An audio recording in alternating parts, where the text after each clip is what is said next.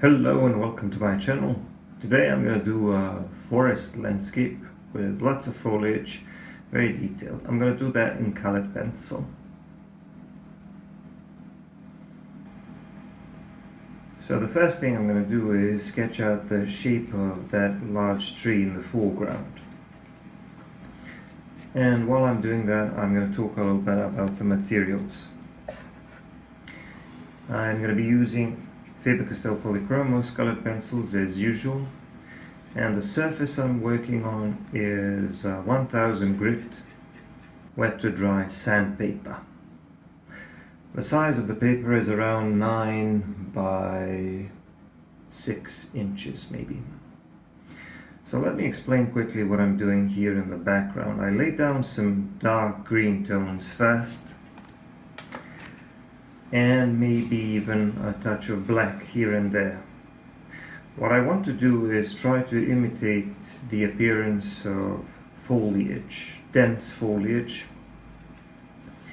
and it has to feel like there are layers of foliage there, which means that some of them are going to appear darker, while others, which are more exposed to the light, are going to be lighter, and I'm going to have to use lighter pencils for them. Now, if you're not familiar with this type of approach, I'm working on sandpaper, by the way, you may be a little bit surprised that I can draw lighter shapes on top of the darker ones. Well, on sandpaper you can do that. That's because this textured surface allows you to layer and blend more easily.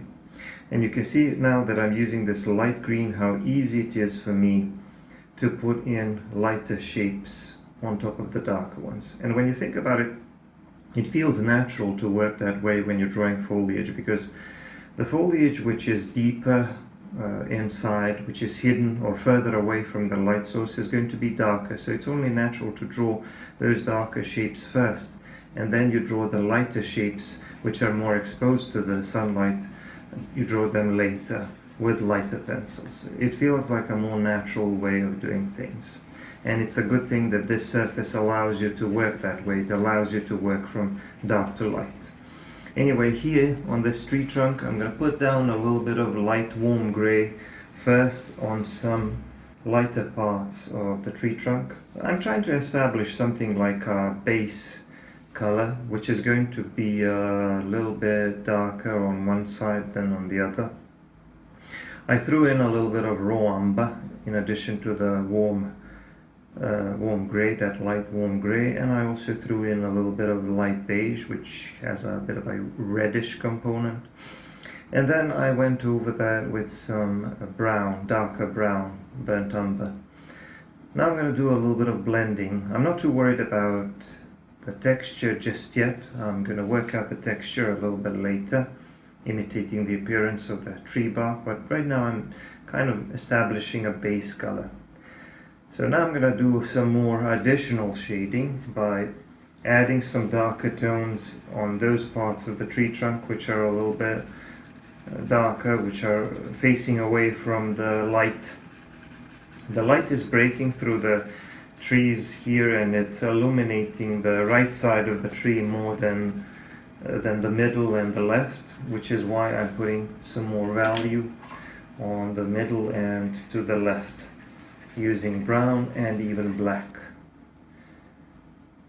And just going to do a little bit more additional blending, but I'm doing less and less blending because I want there to be more texture. Now I'm going to make slightly more deliberate marks, trying to imitate the appearance of the tree bark of this tree. By the way, the reference will be in the description as usual. Whenever there is a reference photo, I will put it in the description. When there isn't one, well, there isn't one. Anyway, I want to make this part of the tree trunk a little bit darker. And I want to make those cracks in the tree bark a little bit darker as well, which is why I used a black pencil there. And here on this part of the tree trunk, which is a bit more exposed, to the light, I'm going to use some slightly lighter colors, using a little bit of brown and trying to imitate the appearance of the tree bark as best as I can. It's not going to be perfect, and honestly I'm not really going to bother trying to draw every single line and to try to make every single line put every single line in its place. I'm just going to try to convey the general texture, the general appearance of the tree bark, and hope that it looks similar or convincing enough. Now I'm going to put down some additional details with our light grey pencil, but mind you, this is a light warm grey. The light warm grey is quite a bit different than the light cool grey, where it's somewhat different because it goes better with these brownish tones, I think.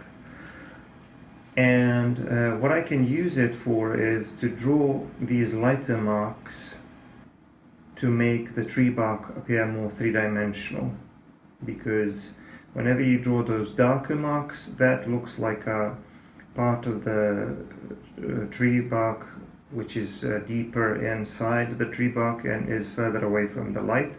And whenever you draw a lighter shape, that means that this is a part of the tree bark which is sticking out, which is protruding a little bit, which means that it's closer to the light source, it's more exposed to the light.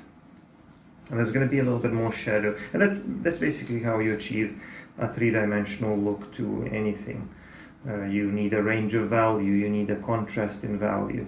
Anyway, I'm going to need a little bit more shadow here at the bottom, because the tree trunk is going to be casting a shadow onto that part of the terrain.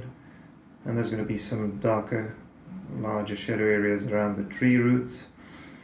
But there's also going to be some foliage here. I need some bushes and a little bit of grass here at the bottom. And once again, you can see how easy it is for me to draw these lighter shapes on top of the darker layers on this surface, which is why I prefer working on sanded papers when I use colored pencils. I feel like colored pencils work much better with sanded papers. You can either use regular sandpaper like I do, but it has to be a fine grit. I'm using a 1000 grit. Or you can use artist quality sanded papers such as UArt or Pastel Matte, etc. Or you can use, or you can create your own sanded paper by priming it with some clear gesso. I've done that as well. There are videos of that on my channel. Anyway, I drew some foliage there. So these are like some smaller plants and bushes there at the bottom. And you can see how nicely those stand out. Well, in order for those to stand out, you actually need a darker background.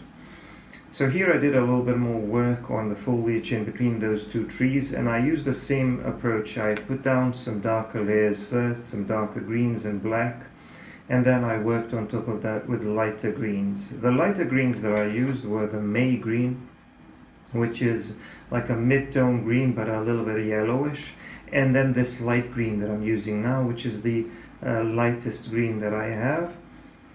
And I use that light green for the lightest foliage, the foliage that is sticking out the most. And now I'm going to use this light yellow pencil for a small trick. I'm drawing some small lighter shapes, and you can see how it looks like I'm poking holes in that wall of foliage, and I'm making it look like there is some light breaking through the branches and breaking through the foliage. And the reason why I chose the light yellowish pencil was because I wanted it to look like a warm light, warm sunlight breaking through the branches rather than a cool color. So I think this works well, and I'm going to continue doing the same thing on the right side. So there's going to be some more trees here. There's going to be another tall, thick tree trunk here to the right, and then there's going to be some younger, thinner trees in between these. And these are going to be a little bit darker, and I'm going to use a combination of black and brown to draw these, maybe with a touch of with a touch of light warm grey here and there, just to enhance the texture of the tree bark. And you can see how I'm working on that foliage now, putting down some random dark green and black marks to create that darker layer underneath, and then drawing the lighter marks on top, imitating the appearance of foliage, drawing either individual leaves or clusters of leaves, and then using my lightest green, going on top of that, creating some even lighter marks, which are supposed to represent that part of the foliage which is more exposed to the light source. So you need to have those layers of shapes of different values, because that's what foliage looks like when you look at it in a forest. Some of the foliage, some of the leaves will appear a little bit darker, others will appear a lot lighter because they're illuminated by the sunlight. And just recently I went on this hiking marathon thing on a nearby mountain, pretty much the only mountain that we have in our region, because where I live is mostly flat. And I think, or at least I'm going to try to make this look very similar to that forest where I've been. Anyway, now I'm just going to do a little bit more work around the bottom of this tree on the left, adding a little bit more of those darker green values, and there's going to be a path in the middle, kind of winding around this tree on the left, and then getting wider as it approaches the foreground area. And there's going to be some tree roots popping into the scene here and there. But for the base color I started with a raw umber, which is slightly lighter brown and more vibrant too. And I'm going to throw in some other colors as well, a little bit of darker brown here and there, especially around the edges of that path. And then in the middle I'm going to use some lighter colors like this light beige. This is the light beige red. There's a bit of a reddish component there. I often use it for portraits. And then a little bit of that light warm grey as well. Then I did some blending, which kind of muddied everything a little bit, but it's not a problem because I'm going to work out the details a bit later.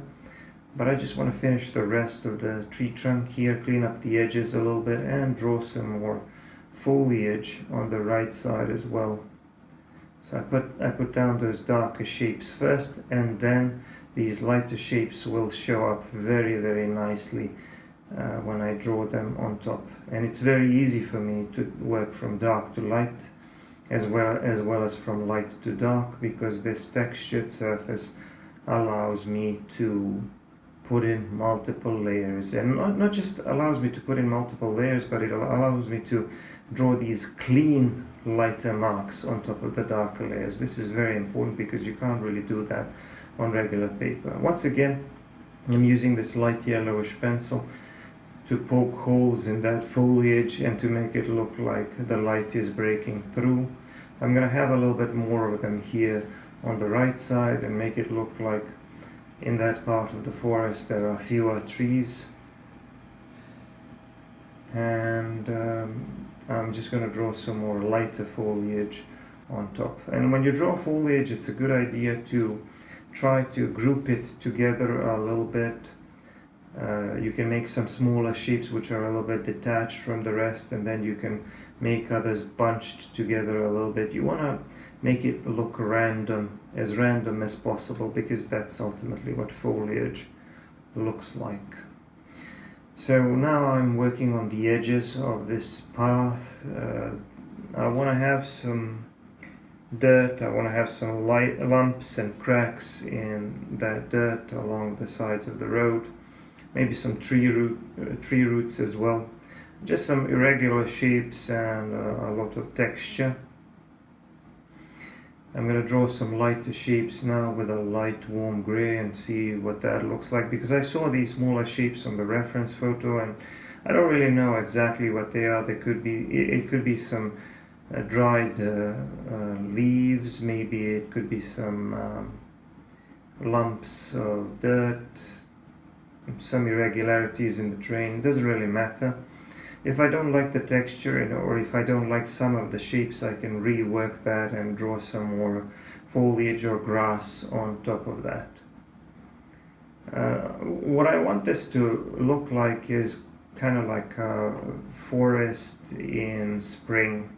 So lots of foliage, both on the trees and on the ground, because there's going to be some plants, grass, and bushes on the ground as well. So everything needs to be green and thick and luscious. So I'm drawing some more foliage here at the bottom. I'm going to use the light green sparingly here. You'll notice that some parts of the foliage are a lot lighter, where I want the foliage to look like it's fully exposed to the sunlight. Whereas in other places I make it look like the foliage is not that light, it's maybe a little bit more subdued in value. That way I can make it look like those parts of the foliage are in the shadow. And of course these huge trees and their canopies are casting a shadow onto these smaller plants and bushes. That's why, like I said, I need to use the lighter greens sparingly on those parts of the scene which are supposed to look like they're in the shadow. You can also control the amount of value on those lighter greens just by using less pressure. That's another thing that works. But you can also use slightly darker green. So I've used a number of different greens there. I used a couple of dark greens like chromium oxide green and pine green and the permanent olive green. And I also used a couple of these lighter greens like the May green and that light green, which is the lightest green that I have. And now I'm just dragging this light beige pencil to give that path a little bit more texture. So at one point I will just drag pencils to allow them to create a texture of their own, rather than trying to draw every single detail, because a texture that a pencil creates can be used to your advantage, because the texture creates the illusion of detail. And the more textured a part of the drawing looks, the more detailed it will appear to the eye of the viewer. Sometimes if you don't like that, you can blend it, you can knock that texture back. Sometimes you can draw some smaller details deliberately where you want to draw a specific shape, but most of the time you can allow the pencil to work for you. I put my signature here on the right side, and now the drawing is finished. I hope you like the way it turned out. Don't forget to check out my other videos, give me a like and subscribe. But if you want to see a lot more content and full-length videos, you should check out my Patreon. Bye bye.